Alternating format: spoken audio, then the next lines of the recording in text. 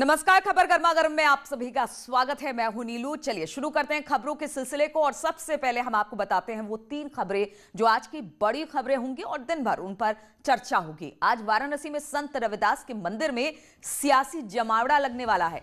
आज से खिलौने का महामेला शुरू हो रहा है। वहीं प्रयागराज में आज माघी पूर्णिमा का स्नान लगातार जारी है। श्रद्धालुओं पर सरकार फूलों की बारिश कराएगी। तो आज ये तीनों खबर आज दिन भर की महत्वपूर्ण खबर।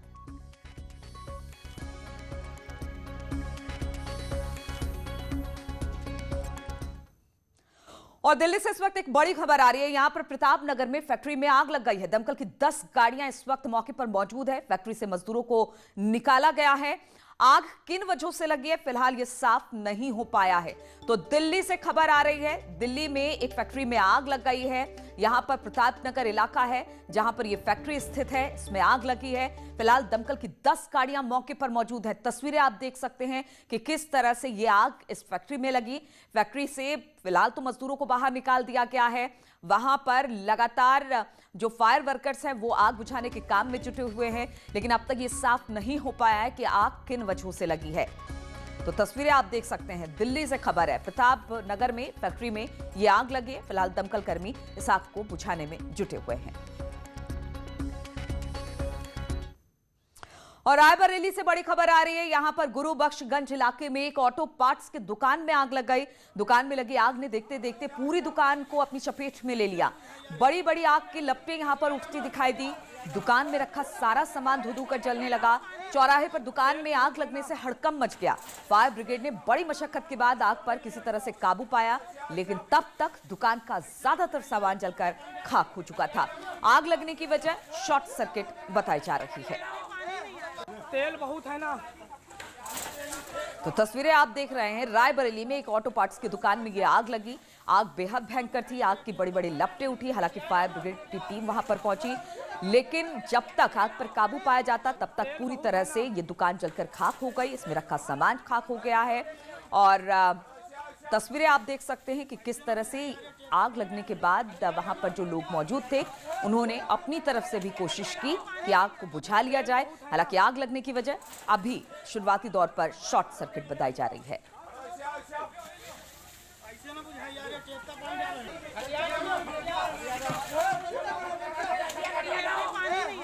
तेल बहुत है ना। और आज संत शिरोमणि रविदास की जयंती है, जिसको देखते हुए वाराणसी में सिर गोवर्धनपुर में सियासी जमावड़ा लगने वाला है। कांग्रेस महासचिव प्रियंका गांधी और समाजवादी पार्टी के राष्ट्रीय अध्यक्ष अखिलेश यादव कार्यक्रम में शामिल होंगे। इसके अलावा पेट्रोलियम मंत्री धर्मेंद्र प्रधान भी रविदास मंदिर जाएंगे। सीएम योगी लखनऊ में संत रविदास की मूर्ति पर माल्यार्पण करेंगे। तो आज संत रविदास की जयंती है और इस मौके पर आज 3 बड़ी पार्टियों के बड़े नेता यहां पर पहुंचने वाले हैं।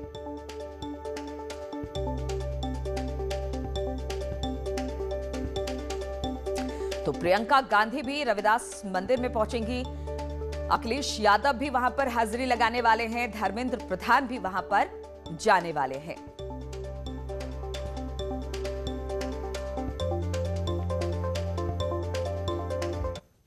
और अब आपको 3 तस्वीरें दिखाते हैं। पहली तस्वीर वाराणसी में रविदास मंदिर की है। इस मंदिर का अपना खास महत्व है क्योंकि संत रविदास पर आस्था रखने वालों की संख्या अच्छी खासी है। प्रियंका गांधी एक बार फिर से वाराणसी का दौरा कर संत रविदास मंदिर में जाकर माथा टेकेंगी। जिन तस्वीरों को दिखाया जा रहा है वो तस्वीरें पुरानी हैं, लेकिन आज ऐसी तस्वीर एक बार फिर से दिखाई देने वाली है। तीसरी तस्वीर की बात की जाए तो अखिलेश यादव है। माना जा रहा है कि 2022 पर सियासी फायदा उठाने के लिए अखिलेश यादव भी जयंती के मौके पर शामिल होने वाले हैं। तो 3 तस्वीरें, संत रविदास जी की जयंती और प्रियंका और अखिलेश का वहां जाने का कार्यक्रम। राजनीतिक दल के लोग और नेता ऐसे संतों के पास जाते रहते हैं, उनकी याद में उन्होंने जो कार्य किए, उनके जो महान कार्य हैं उनके लिए जाते रहते हैं। और लगता है उसी परंपरा की एक कड़ी है ये है कि उस दिन के उस तहत सभी नेता जा रहे हैं। दलित पॉलिटिक्स से संत रविदास का नाम नहीं जोड़ना चाहिए। मुझे लगता है वो दलितों के नहीं पूरे समाज को मार्गदर्शन करने वाले नेता थे। कांग्रेस पार्टी कभी जात और मजहब की सियासत नहीं करती है। हम तो सब धर्मों को मानते हैं, सारे धर्मों का सम्मान करते हैं। मगर भारतीय जनता पार्टी तो रंगों की राजनीति करती है, जात और मजहब की सियासत करती है। प्रियंका गांधी जी संत रविदास मंदिर पहले भी गई हैं, लगातार जाती रहती हैं, मगर जो लोग जा रहे हैं उनके लिए राजनीति हो सकती है। कांग्रेस कभी जात और मजहब की सियासत नहीं करती है। श्री अखिलेश यादव जी सर्वमान्य नेता हैं, विकास पुरुष हैं, समाज में विकास की राजनीति करते हैं, समाज को आगे ले जाने की राजनीति करते हैं। वो समाज के सभी जाति धर्म के लोगों का सम्मान करते हैं। 2012 से 17 तक उन्होंने उत्तर प्रदेश में विकास करके दिखाया है, उत्तर प्रदेश में काम करके दिखाया है। इसीलिए उत्तर प्रदेश की जनता ने यह तय कर लिया है कि 2022 में बाईसाइकिल की सरकार होगी।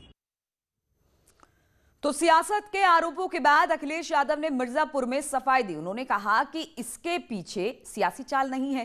पहले भी हर पॉलिटिकल पार्टियां संत रविदास की जयंती पर शामिल होती रही है और इस बार भी शामिल हो रही है। इस पर सियासत इस बार इसलिए दिख रहा है क्योंकि 2022 के चुनाव नजदीक है, इसलिए हर किसी की नजर इस पर है।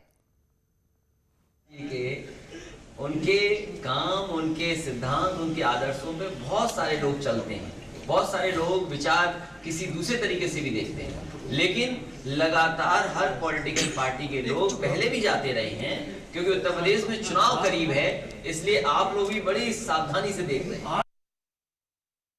संत रविदास। और इसी पर बातचीत करने के लिए उपेंद्र हमारे साथ फोन लाइन पर जुड़ गए हैं। उपेंद्र, आज रविदास जी की जयंती है और इस मौके पर हम देख रहे हैं कि तमाम जो बड़ी पार्टियां हैं उनके दिग्गज नेता वहां पर पहुंचने वाले हैं। कब कौन कौन पहुंच रहा है वहां पर? बिल्कुल नीलू, सबसे पहले जो भाजपा की ओर से केंद्रीय पेट्रोलियम मंत्री धर्मेंद्र प्रधान पहुंचेंगे यहाँ दरबार में, वो मत्था टेकेंगे। करीब उनका टाइम करीब 9 बजे है और वो यहाँ पर दर्शन पूजन के साथ लंगर भी चखेंगे और जो है पंडाल में भी जा सकते हैं जहाँ पर सत्संग चलता है। इसके बाद यहाँ पर प्रियंका गांधी और सपा के मुखिया अखिलेश यादव यहाँ आएंगे और उनका टाइम करीब 11 बजे है प्रियंका गांधी का। प्रियंका गांधी हालांकि 9 बजे के आसपास उनका बनारस आने का है, लेकिन मंदिर पहुंचने का टाइम करीब 11 बजे से 12 बजे का है। प्रशासन ने उनको दोपहर 12 बजे का टाइम दिया है ताकि जो है वहां पर, क्योंकि वो गंगा किनारे का इलाका है, भीड़ ना हो, अव्यवस्था ना हो, तो ये इसलिए समय दिया है। तो करीब 9 से और 11-12 बजे तक का जो वहां का माहौल होगा वो पूरी तरीके से सियासी होगा। संदेश भले ही धार्मिक देने की कोशिश की जाए, लेकिन चुनावी साल है तो संकेत जो समझा जा रहा है वो सियासत का ही समझा जा रहा है और मूल रूप से दलित राजनीति का केंद्र बिंदु मानकर इस पूरे दौरे को देखा जा रहा है। हालांकि सभी पार्टी के नेता जैसा कि कह रहे हैं न्यूज़ 18 से कि इसमें राजनीति नहीं है, ये केवल एक संत के प्रति, एक उनके आदर्शों के प्रति एक आदर है। ठीक है, एक संत के प्रति आदर है, लेकिन राजनीति और राजनेता यहां पर दोनों आज देखने को मिलेंगे। आगे भी आपसे बातचीत होती रहेगी। उपेंद्र, बहुत बहुत शुक्रिया आपका। और आत्मनिर्भर भारत और वोकल फॉर लोकल को दुनिया में पहचान दिलाने के लिए सरकार ने बड़ी पहल की है। आज खिलौने का वर्चुअल महाकुंभ शुरू होने जा रहा है, जिसमें देश विदेश के खिलौना निर्माताओं को हिस्सा लेने का मौका मिलेगा। हमारे देश में लोकल खिलौनों की बहुत समृद्ध परंपरा रही है। देश का पहला टॉय फेयर 27 फरवरी से शुरू होने जा रहा है। इसमें स्थानीय कारीगरों से लेकर विदेशी खिलौना कारोबारियों को एक साथ आने का मौका मिलेगा। यहाँ पारंपरिक खिलौनों से लेकर आधुनिक खिलौना उद्योग के जनक, जानकार और जिज्ञासु तीनों होंगे। ये टॉय फेयर 27 फरवरी से 2 मार्च तक चलेगा। सरकार ने इस फेयर का आयोजन किया है। एक वेबसाइट www.theindiatoyfair.in शुरू हुई। कारीगर कारोबारियों को रजिस्ट्रेशन कराना होगा। अभी तक देश भर से 1.27 लाख से ज्यादा आवेदन मिले। 1000 से ज्यादा खिलौना निर्माताओं के खिलौने देखने और खरीदने का मौका मिलेगा।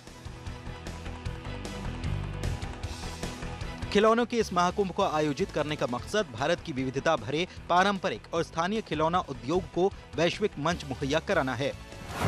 खिलौनों का वैश्विक बाजार करीब 7 लाख करोड़ का है। मेले से $400 मिलियन के व्यापार का मौका मिलेगा। नए रोजगार के अवसर और खिलौना उद्योग को मजबूती मिलेगी। खिलौनों के इस महाकुंभ के लिए सरकार को टाइटल स्पॉन्सर मिल गया है। हैमलेज ने इसकी जिम्मेदारी संभाली है। हेमलेस टॉय फेयर के लिए वर्चुअल बूथ तैयार करेगा। साथ ही दिल्ली, मुंबई और अहमदाबाद में टॉय सर्कल लॉन्च करेगा और देश के 743 आंगनबाड़ियों में आने वाले बच्चों को खेल खिलौने वितरित करेगा। पीएम मोदी के आत्मनिर्भर भारत और वोकल फॉर लोकल विजन के मद्देनजर इस टॉय फेयर का आयोजन किया जा रहा है। केंद्रीय मंत्री डॉक्टर रमेश पोखरियाल निशंक, स्मृति ईरानी और पीयूष गोयल ने टॉय फेयर वेबसाइट को लॉन्च किया।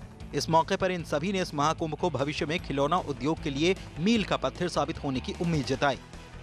Bureau report, news 18 network. और इस कार्यक्रम को लेकर सीएम योगी ने ट्वीट किया है। उन्होंने लिखा कि प्रधानमंत्री नरेंद्र मोदी द्वारा आज 11 बजे द इंडिया टॉय फेयर 2021 का उद्घाटन किया जाएगा। ये वर्चुअल मेला हजारों खिलौनों, प्रदर्शकों एवं खिलौना उद्योग से जुड़े कई लोगों के पारंपरिक और आधुनिक खिलौनों हेतु एक विराट मंच प्रदान करेगा। बच्चों के लिए मनोरंजन ही नहीं, ज्ञानवर्धन का भी कारक सिद्ध होगा। इस आयोजन के लिए आदरणीय प्रधानमंत्री श्री नरेंद्र मोदी जी का अभिनंदन एवं बधाई।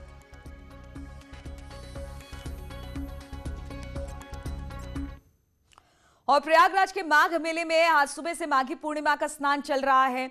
श्रद्धालु गंगा, यमुना और अदृश्य सरस्वती की त्रिवेणी में डुबकी लगा रहे हैं। 30 से 40 लाख श्रद्धालुओं के आज संगम में डुबकी लगाने की उम्मीद की जा रही है। माघी पूर्णिमा के पर्व पर श्रद्धालुओं के ऊपर पुष्प वर्षा भी होगी। योगी सरकार सुबह 9 से 11 के बीच संगम क्षेत्र में हेलीकॉप्टर से पुष्प वर्षा करवाएंगे। प्रयागराज के अलावा काशी, अयोध्या, चित्रकूट और हरिद्वार में भी लोग डुबकी लगा रहे हैं माघ पूर्णिमा के अवसर पर।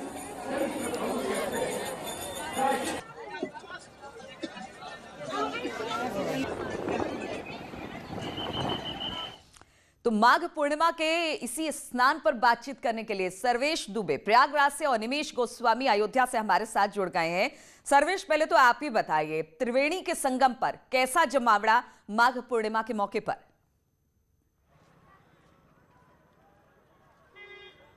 देखिए, माघ मेले का जो आयोजन होता है वो संगम की धरती पर होता है और माघ मास का सनातन धर्म में विशेष महत्व है। और इसमें जो पड़ने वाले स्नान हैं प्रमुख स्नान पर, उनमें 5वां प्रमुख स्नान पर माघी पूर्णिमा का है। और माघी पूर्णिमा के मौके पर संगम में आस्था का सैलाब उमड़ पड़ा है। अब ठंड भी काफ़ी कम है, धूप खिली हुई है और आप देख सकते हैं ये संगम जाने वाला मार्ग है। यहाँ पर श्रद्धालु सुबह से ही आ रहे हैं और संगम में आस्था की डुबकी लगा रहे हैं। माघी पूर्णिमा पर गंगा, यमुना और अदृश्य सरस्वती की त्रिवेणी में स्नान और दान का विशेष महत्व है। 1 माह तक संगम की रेती पर जो कल्पवासी यानी जो श्रद्धालु कल्पवास का संकल्प लेकर कठिन जप और तप करते हैं, उनका जो कल्पवास है वो माघी पूर्णिमा पर ही पूरा होता है, यानी उसकी पूर्णाहुति होती है। जिसके बाद वो संगम में स्नान करते हैं, दान करते हैं और इसके साथ ही साथ वो यहाँ पर भगवान विष्णु की आराधना करते हैं और सत्यनारायण की कथा सुनते हैं और जिसके बाद यहाँ से अपने घरों को लौटते हैं। और जो साधु सन्यासी हैं जिनके शिविर यहाँ पर लगते हैं वो भी माघी पूर्णिमा से लौट जाते हैं। हालांकि जो औपचारिक मेले का समापन होता है वो 11 मार्च को महाशिवरात्रि के पर्व से होता है। और इस बार इस आयोजन को खास बनाने के लिए योगी सरकार ने भी तमाम तैयारी की थी। कोविड के बावजूद यहाँ पर विशेष तौर पर इंतजाम किए गए थे। सबसे बड़ी बात यह है कि मौनी अमावस्या पर जिस तरह से पुष्प वर्षा श्रद्धालुओं के ऊपर कराई गई थी, आज 9 बजे से 11 बजे के बीच फिर से हेलीकॉप्टर से योगी सरकार श्रद्धालुओं के ऊपर संगम क्षेत्र में फूलों की बारिश कराएगी, पुष्प वर्षा कराएगी। तो एक अलग सुखद अनुभव, एक एहसास। और सर्वेश, हम देख रहे हैं लोग अपने साथ गंगा जल लेकर जा रहे हैं और माघी पूर्णिमा के स्नान के लिए कुछ लोग आ रहे हैं, कुछ लोग जा रहे हैं। तो कहा जा सकता है कि कोविड काल है, लेकिन फिर भी आप लोगों ने सोचा कि त्रिवेणी में इस माघ पूर्णिमा के पावन अवसर पर डुबकी लगा लिया जाए। तो किस तरह की व्यवस्था भी इसको लेकर? देखिए, व्यवस्था की अगर हम बात करें तो दिखाना चाहेंगे कि मेले के लिए जो व्यवस्था है वो यहाँ पर सुरक्षा कर्मी तैनात है। 5000 सुरक्षा कर्मियों को मेले की सुरक्षा में लगाया गया था। 16 एंट्री पॉइंट से सभी एंट्री पॉइंट्स पर चेकिंग बढ़ाई गई थी। और इसके साथ ही साथ चूंकि मेले से आज बहुत सारे लोग यहाँ से लौटेंगे तो ट्रैफिक डाइवर्जन किया गया है ताकि किसी तरह की कोई परेशानी न हो। सुरक्षा कर्मियों को तैनात किया गया है। 120 से ज्यादा सीसीटीवी कैमरे हैं, उनसे पूरे मेले की निगरानी की जा रही है। ड्रोन से निगरानी की जा रही है। जो घाट है इस समय हम वो नहीं दिखा सकते, लेकिन घाटों पर भी डीप वाटर बैरिकेडिंग की गई है और इसके साथ ही साथ जल पुलिस और पीएससी की जो फ्लड कंपनी है उसको तैनात किया गया है। बिल्कुल, यानी व्यवस्थाएं बिल्कुल दुरुस्त की गई है ताकि लोग स्नान के लिए पहुंचे तो किसी तरह की कोई दिक्कत ना हो और कोविड प्रोटोकॉल का भी ध्यान रखा गया है। निमेश भी हमारे साथ जुड़े हुए अयोध्या से। निमेश, आप ये बताइए, राम की नगरी, सरयू का तट और माघ पूर्णिमा का स्नान, किस तरह से श्रद्धालु वहां पर पहुंच रहे हैं?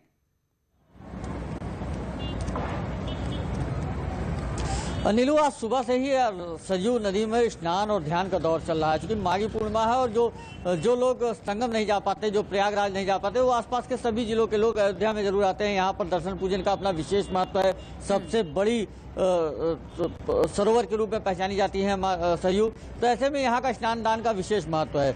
सुबह से ही श्रद्धालुओं का रुख राम की पैड़ी से होते हुए और सरयू के घाटों पर है और यहाँ पर लगातार बड़ी संख्या में श्रद्धालु स्नान कर रहे हैं। इसके बाद यहाँ से सब नागेश्वरनाथ और शिवालय में जाएंगे, जहाँ पर दर्शन पूजन करेंगे।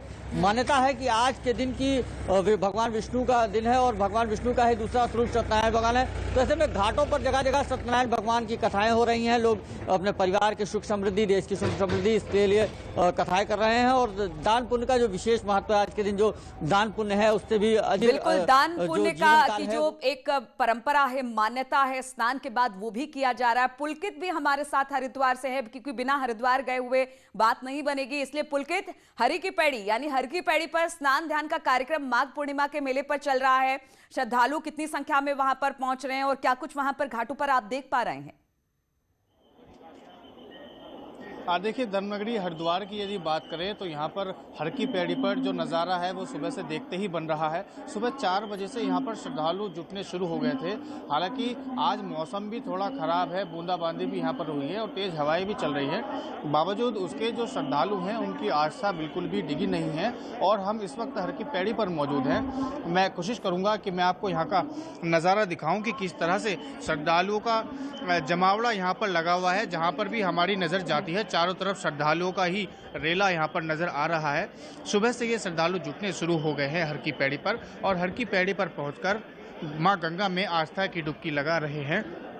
कल अभी तक जो जानकारी मिल रही है, कल से ही यहाँ पर जो हरिद्वार के जो होटल्स थे, धर्मशालाएं थी और पार्किंग थी, वो काफी वहाँ पर भीड़ भाड़। तो माघ पूर्णिमा के स्नान के लिए और इसका लाभ उठाने के लिए हर जगह नदियों में स्नान करने के लिए और खास तौर पर जो प्रमुख नदियां हैं, प्रमुख स्थान है, वहां पर तो और भारी तादाद में लोग पहुंच रहे हैं। बहुत बहुत शुक्रिया आप सभी का हमारे साथ जुड़े। इस वक्त एक बड़ी खबर आ रही है हापुड़ से, जहां पर गैंगरेप के आरोपियों से पुलिस की मुठभेड़ हुई है। इस मुठभेड़ में 3 बदमाश घायल हुए हैं। गाजियाबाद से महिला को ऑटो से अगवा कर उसके साथ गैंगरेप हुआ था और बाद में बदमाशों ने पीड़िता को एनएच के किनारे फेंककर वो वहां से फरार हो गए थे। इसी मामले में गैंगरेप के आरोपियों से पुलिस की मुठभेड़ हुई है। पुलिस और बदमाशों के बीच मुठभेड़ हुई है, जिसमें हापुड़ पुलिस ने 3 बदमाशों को हिरासत में लिया है घायल अवस्था में। तीनों बदमाशों को अस्पताल पहुंचा दिया गया है, जहां उनकी स्थिति स्थिर है। इस मुठभेड़ में हमारे 2 साथी भी घायल हुए हैं, एसआई राम समझ तथा कांस्टेबल गिरिंदर सिंह। इनको भी अस्पताल पहुंचा दिया गया, जहां इनकी स्थिति सामान्य है। बदमाशों ने पूछताछ में बताया कि 2 दिवस पूर्व जो महिला के साथ घटना हुई थी वो उन्होंने की थी। इसके पूर्व भी कई बार ये घटना का अंजाम दे चुके हैं, इसी तरह की घटना। तो हापुड़ से ये खबर आपको दिखा रहे थे और जिस तरह से अधिकारी ने बताया कि किस तरह से गैंगरेप आरोपियों के साथ पुलिस की मुठभेड़ हुई। 3 बदमाशों को हिरासत में लिया गया है घायल अवस्था में और तीनों के ऊपर आरोप ये है कि एक युवती के साथ इन्होंने पहले गैंगरेप किया, फिर उसे बाद में फेंक कर चले गए और इसी मामले में पुलिस लगातार इनकी तलाश कर रही थी और इनसे मुठभेड़ हुई, जिसमें तीनों बदमाश अब पुलिस की हिरासत में हैं। मुजफ्फरनगर से खबर लेते हैं। यहां पर शराब पार्टी के दौरान मर्डर का लाइव वीडियो वायरल हो रहा है। तस्वीरों में हम आपको दिखा सकते हैं कि किस तरह से अचानक गोली चलती है और एक युवक की जान चली जाती है। वीडियो 2 दिन पुराना बताया जा रहा है। मामला नई मंडी क्षेत्र का है।